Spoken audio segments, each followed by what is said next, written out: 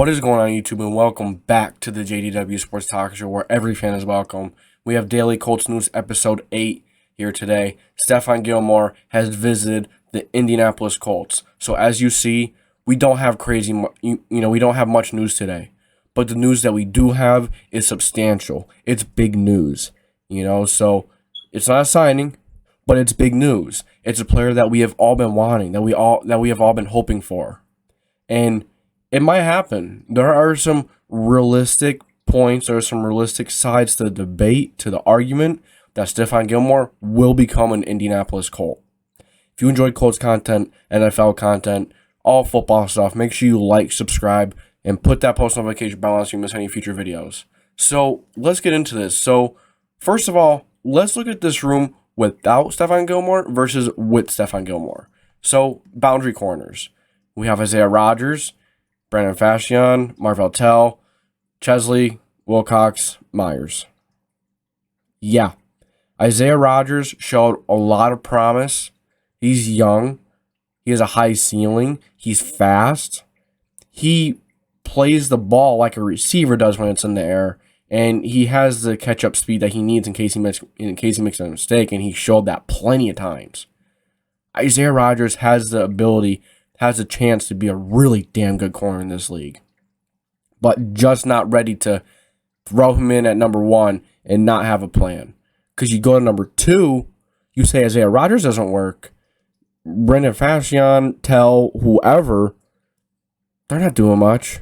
Brandon Fashion, I don't even know how to say it, but he's that guy from the Raiders, and he was a 4th corner. He wasn't even one of the top 3. That tells you something, because Raiders secondary is not very good. Not very good at all. And if you're the 4th corner on a porous defense, on a very poor secondary, there's cause for concern if he's going to be your number 2 corner. And if something goes wrong with Isaiah Rodgers, he may be stepping in at number 1 sometimes. So then you have Marvell Tell. He showed a lot of promise in his rookie year. Barely played since. Don't know what he has. Don't know what he's capable of right now. And being in football shape, being in shape are 2 totally different things.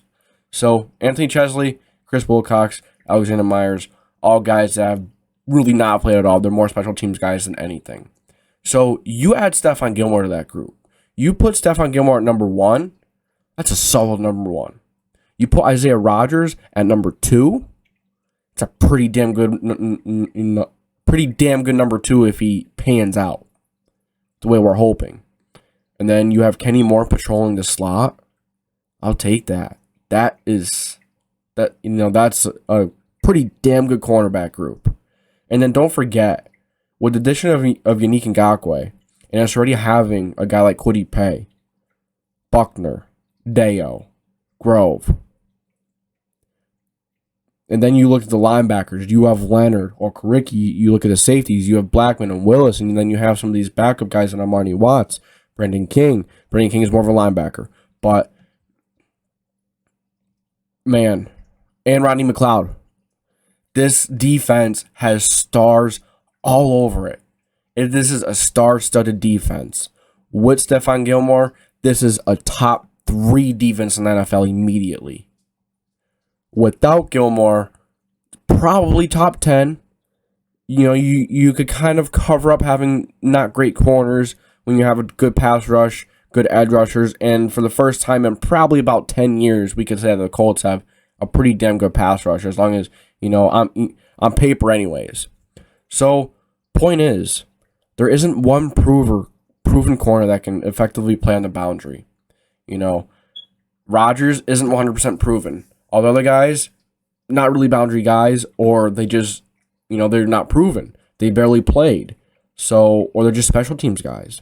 So, Isaiah Rodgers looked good at times last season, of course. After Isaiah Rodgers, there's a tremendous drop-off where they talked about that. Stephon Gilmore will fill in nicely in number 1. Stephon Gilmore and Isaiah Rodgers on the boundaries while Kenny Moore patrols the slot. I'll take that. Who wouldn't? Because, the rest of the defense is star-studded. There's stars on every level. The defense is insane. If we sign Stephon Gilmore, I don't think we really have to touch the defense that much in the draft unless it's later. Maybe you draft a guy for right guard. Maybe, or or a backup center. You know, because with Danny Pinter going on guard, we don't really have depth as center, and then we have both of those guards leaving in Glow and Reed. Who do we have to step in case someone gets hurt? No one. Who do we have for Ryan Kelly if he gets hurt? No one. And we do have Matt Pryor on the left side, who's going to be the left tackle. Getting the news the other day that the ship has sailed on Eric Fisher. Kind of thought that since we signed Matt Pryor, since we re-signed him. Stoked about him. Think he's got a shot to be really good. And you got Big Q, and then you have Brandon Smith. Absolutely love. Great right tackle. Great right tackle. Just want him to stay healthy. He's been, he struggled last year to stay healthy. Let's see him put a full year together. So then we come over here to PFF. Kind of getting off track there a little bit, but Stephon Gilmore, 6'1", 202 pounds, 4.4 speed. Now he is getting older, so that's a little, kind of not correct at the, now. So, but you look at his PFF grades, you look at when he has played, you look at some of his best years. Last year, played a decent amount, but he had injury concerns. He had injury issues. Even with New England his last year, before he went to Carolina, had some injury concerns. And Carolina didn't pay him. They saw red flags. They didn't pay him. Plus, Stephon Gilmore probably wants to go somewhere where he has a chance to get a ring. And his overall game, he's been a great corner. Great corner. When healthy. Even though remember, he is getting older. But the defensive line is going to help him out. The rest of that defense is going to help him out. This defense is wild. 2020. He was injured. That was the year where he was playing hurt most of the year. He had a rough year. That's the year that, that's when he was going. 2019. Had a pretty damn good year. 82.8 overall grade. 6 interceptions. 85.7 in coverage. Pretty damn good. Then you have 2018, 90.7. 2 interceptions. 90 tackles. 42 receptions allowed. 90.9 coverage grade. Pass rush grade. Pretty damn good. Run defense. Pretty damn good. But we don't need him to do all that. We just need him to come in and be an average corner. An average number 1. That's all we need. We don't need a crazy lockdown guy. We don't need this insane number 1 corner that's going to lock them down every play like, like a Jair Alexander, like a Jalen Ramsey. We don't need that.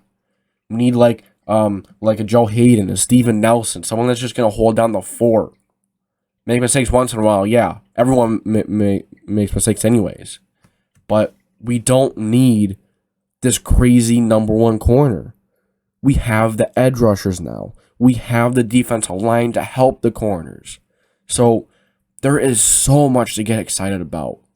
Even if we don't sign Stephon Gilmore, there's still a ton to be excited about. But you sign Stephon Gilmore, the defense is going to be on a different level, regarding injuries. So you guys let me know what you think. You guys excited? Do you guys think the Colts will actually follow through and sign Stephon Gilmore? His estimated salary is $14 million a year. Chris Ballard may be stingy. Colts may be stingy and drive him out of town. He may take a disrespectful, way towards how much Chris Ballard actually offers him. It's just the way he is. I don't like it, but it has worked. It has worked to build a solid team being stingy. So, you guys let me know what you think. Do you guys think he's going to sign? Do you guys think that that the Colts should sign him? I absolutely think so. So, that's going to be it for this video. I hope you all had a great day. I hope you all had enjoyed this video. And if you did, don't forget to hit that like button. Put that post notification bell on and ultimately subscribe. It's going to be it for this video. And this is JDW Sports Talk Show. And I am signing off.